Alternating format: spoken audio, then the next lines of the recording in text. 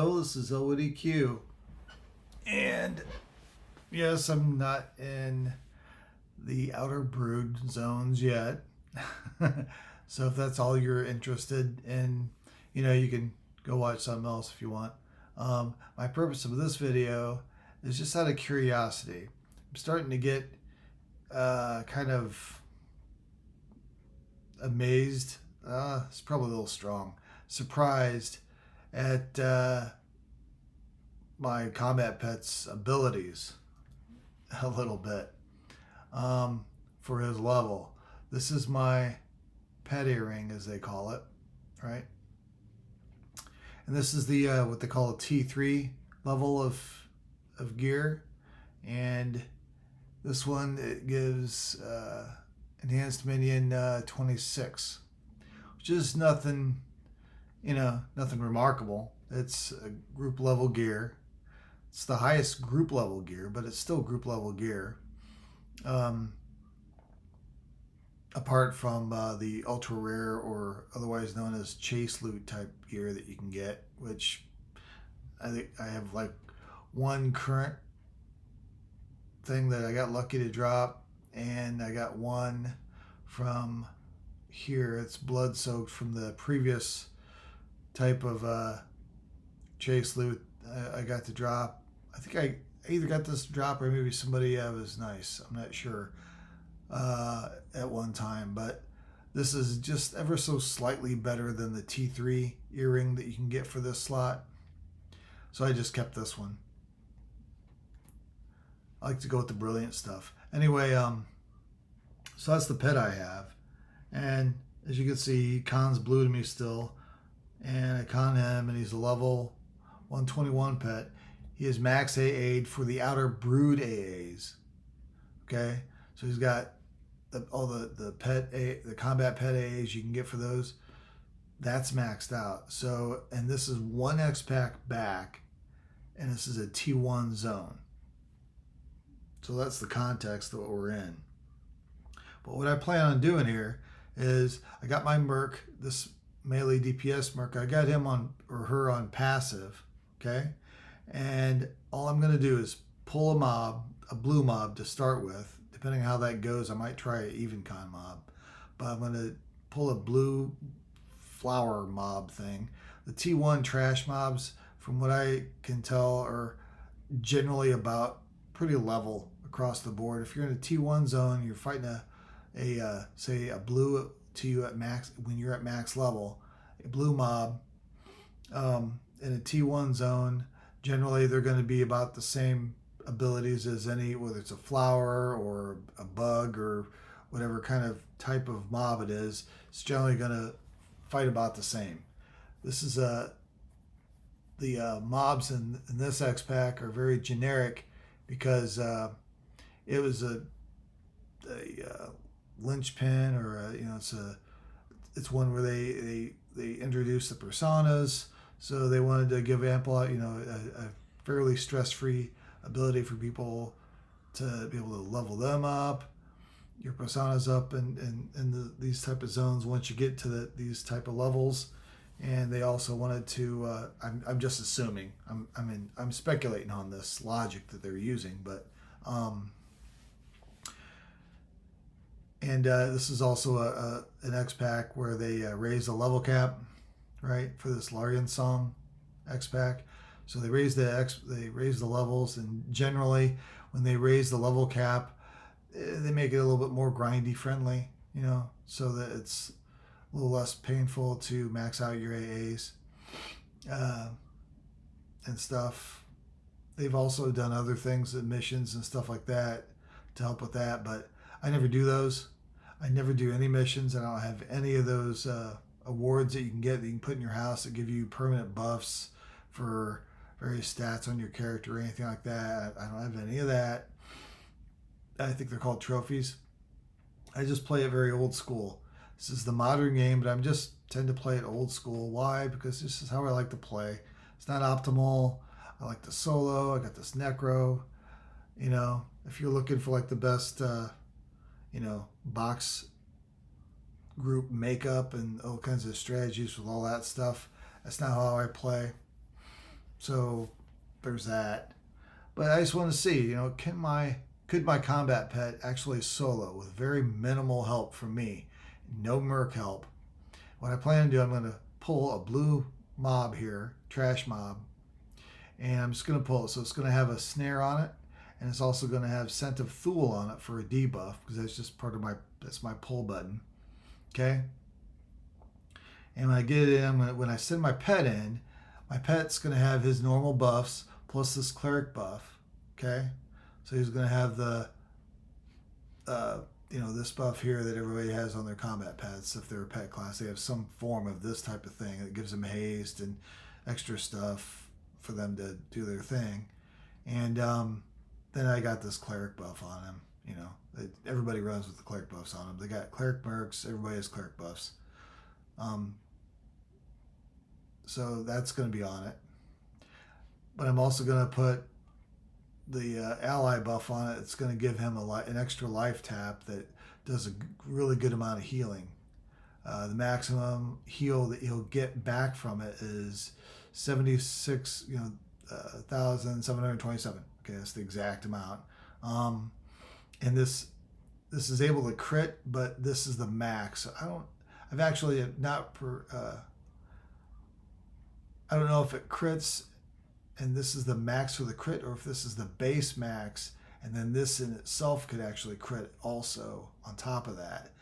Which, when a spell crits for a spell class, it's an extra 50%. Unlike a melee, when you crit with a melee weapon, it's like double damage. It's an extra 100% when you crit with a melee weapon. But I mean, this is my combat pet. Is he considered melee, or is he really kind of part of me, and it really goes off of, I don't know. So there's that. Actually, I could be giving false information on that a little bit as far as the crit damage goes. But my point is, without getting too much in the weeds of the actual numbers and the math stuff, this is just a buff on every pull I give my pet anyway, and it's just kind of part of him. So this is going to be on him. It's not on him now because I've been sitting for a little bit and it went away, because it lasts for it's listed at 3 minutes, but because of the A's and stuff, it goes for almost 7 minutes. So it's an easy. It always lasts through a rare fight, and I never have to really recast it in the middle of a fight, I like that a lot about it. So anyway, I'm going to give this a shot, and if it goes bad, what I'm going to do is I'm just going to FD. I might FD both of us, depending on how low I let his hit points get, and then I'll Avant to make sure I save both, because he's got gear. This is another thing, he's got gear. Here we go. I'm going to do the inventory here. Okay, this is what's on my pet. I've geared him out darn good with merc gear and all the slots you can give a combat pet, and I've given him stuff like this, the tunable things that drop in this X pack. So this is fairly current stuff. It's not. I don't know if they have stuff you can put out from the Brood X pack. I have a feeling that all that stuff is no drop again. So this is probably about the best of the droppable tunable gear you can give pets, I'm assuming. And I stock up on this stuff, man. I got merc gear out the yin yang. I got rings and masks and haste belts. So my pet, he will have, he's got this on him. And you'll see, there. He's got that on him. And then I got all the conflagrant Shadow Knight stuff, because this stuff is a little better than the summon stuff that mages can give. So this adds a few extra stats, and then it gives, overall it's going to have more AC and hit points and stuff, and then it gives attack and crap like that. Bottom line is the pet has got just about the best gear that you can give a pet. That's well beyond what you can summon with a mage for it. which is helpful. Another important thing to point out, that the weapons I choose to give, this is my DPS pet, by the way. It's not the tank pet, so he does backstab. Where are the weapons? Second, here we are. I gave him 2 of these. He can, even though they're lower with pets, you can give them weapons. He'll dual wield these, right? Now, just to recant what I've said before that I'm absolutely sure is true, the base damage of these weapons, of any weapon you give your pet, doesn't matter. That's kind of capped and locked at a certain level based on the level of the pet and all that stuff like that. But he does get AC, hit points and stuff, and he gets the stats here. But he also gets the proc of the weapon. That's the main thing you really worry about or want. Well, proc and also delay. This delay is pretty slow for a weapon you can give a pet, but it makes up for it because of the extra haste I get from the belt. I've given him. This is a higher haste that you get from the mage stuff, and I think, pretty sure it is. Yeah, it is. Although I do know they got a new mask, so I don't know what the haste is on the new mask that they got from the brood spells. So if you know that, you can determine it for yourself. I'm not going to go hunt it down for you. You know how to Google. This gives a rune buff here, that paladins, the knight classes, enjoy when they use these weapons. This helps the pet a lot, and it lasts more than longer than you think.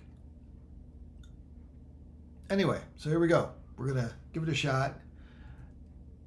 And if you've looked at the title, I plan on giving this video, and you just wanted to see if this pet could do it, then you're probably starting right about at this point here.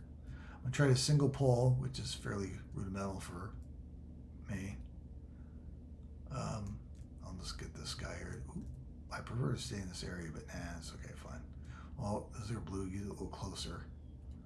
That's white. There's a blue. It's going to be super easy to single pull. So there we go. Get him. Go this way. Hopefully it's more than likely going to be pretty clean. There we go. Pull him across that. Oops. Never run into this wall. You run up and then the mobs warp to you right away. It's kind of crazy. So he's got that. Let's have him go. Boom. And that's it. That's all I'm going to do. Just going to see how this goes now. See if you can actually solo this mob. It's going to take a little while. And I'm going to let my pet get down to, again, because of that gear and because I'm not exactly rich, I'm going to let my pet get down to about 20, maybe 15% health before I start getting too nervous and just decide to either Levant or FD or something to try to save him. I might even go as far as just gating. Again, it's pretty important for me to save my pet.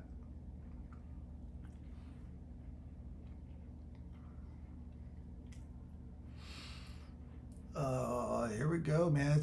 He's knocked him down good ways. See, you see he's back up 100%.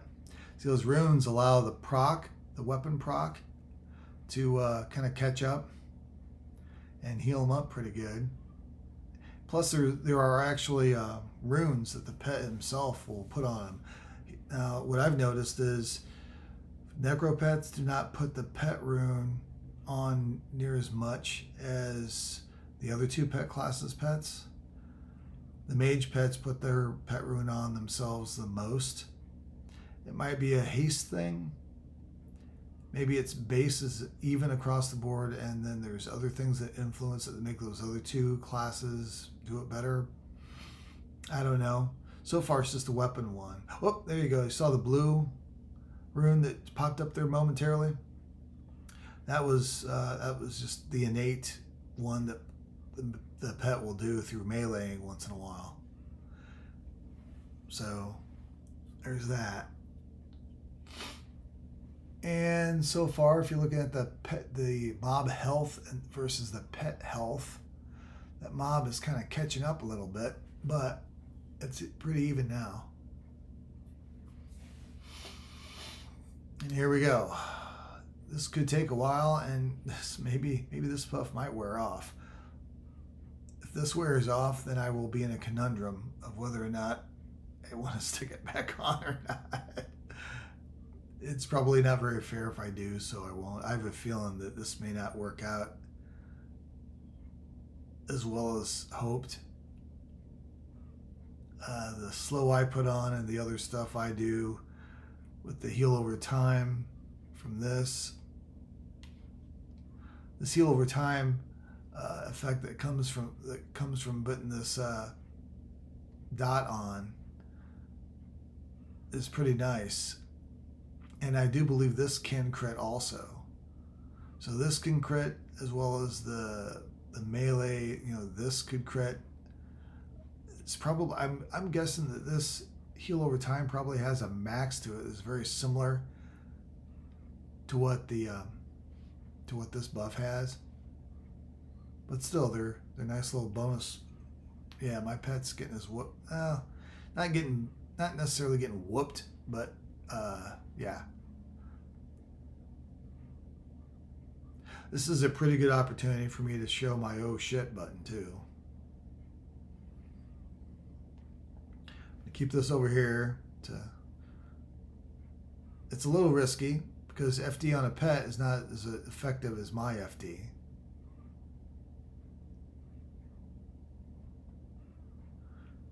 And I'm normally a little farther away. Call me a chicken, but make sure I'm out of direct melee range of the mob, just in case something goes wrong with this thing here. Now my pet kind of made a little comeback there. Go get him, Elwood. He's getting lucky on some of the runes.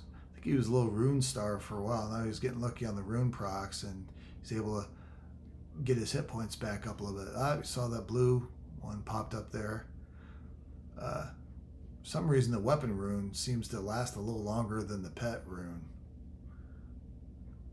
There's the pet rune again. Ah, crap. I was going to try to, see what it actually is as far as the stats of it. Wow, yeah, see, I was preparing for my pet to be, to lose it. And he's kind of made a bit of a comeback here. Here we are. We're 6% ahead. Now we're a full 20% ahead as far as health goes. See what's going on here.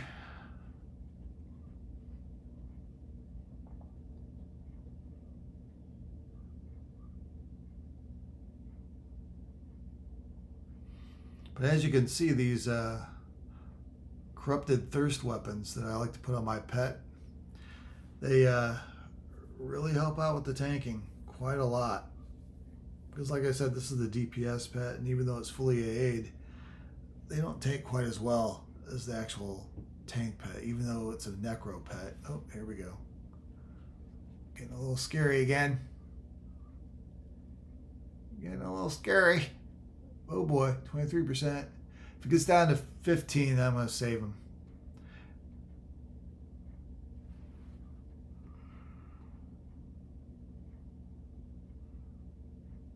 That's the threshold I feel comfortable with. Oh boy, here we go.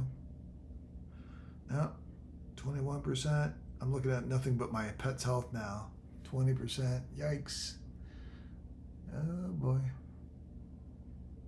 Oh. He's getting some health back here. 30% now. Oh. Wow. You know what I'm going to do? I'm going to give him that buff. Refresh that buff. I think that is reasonable. I know I said I wouldn't. I do not want to lose this gear, man. Oh, 18. Uh-oh. Uh-oh.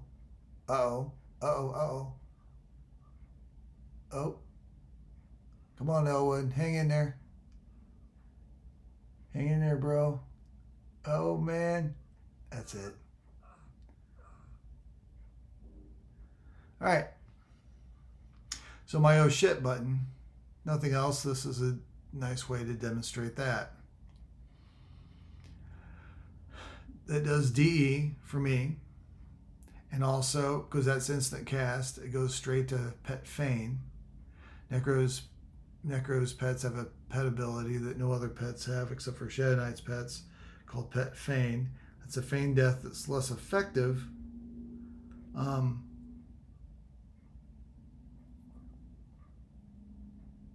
It's less effective than ours, but it works.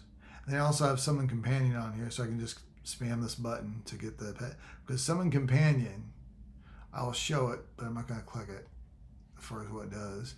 It consumes 1% of your mana, and all MPs will forget about the pet. So when you FD, there are two checks. One when you initially go prone, okay? And then there's another check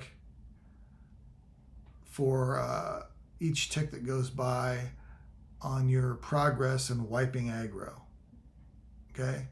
And when the pet's wiping aggro is very slow, a lot slower than yours when you're doing not this, but when you're doing a regular FD. It's a lot slower and less effective because of all your bonus AAs that go along with it. So Summon Companion is a good, sure way to make sure that your pet has lost all the aggro. Okay? So I'm going to hit this again. And even though it does pet feign again, it's not going to stand him up. It's just not going to do anything. And then it's going to do this, and it's going to, get him back. It's going to summon him back to me.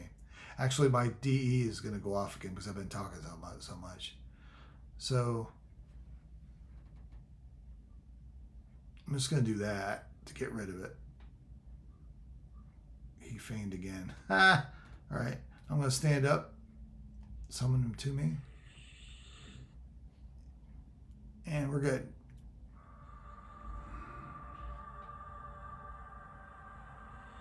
See, nothing here.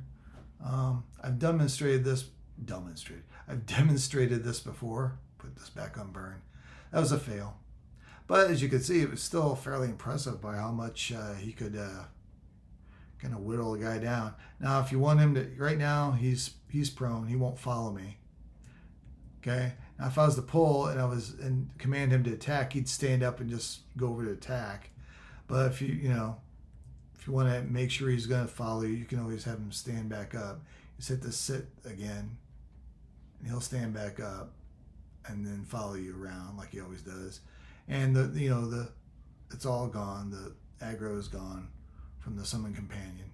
It's 100% effective. So that's how necros save their pet. It's a little bit of a shoehorny, kind of a roundabout way to do it, because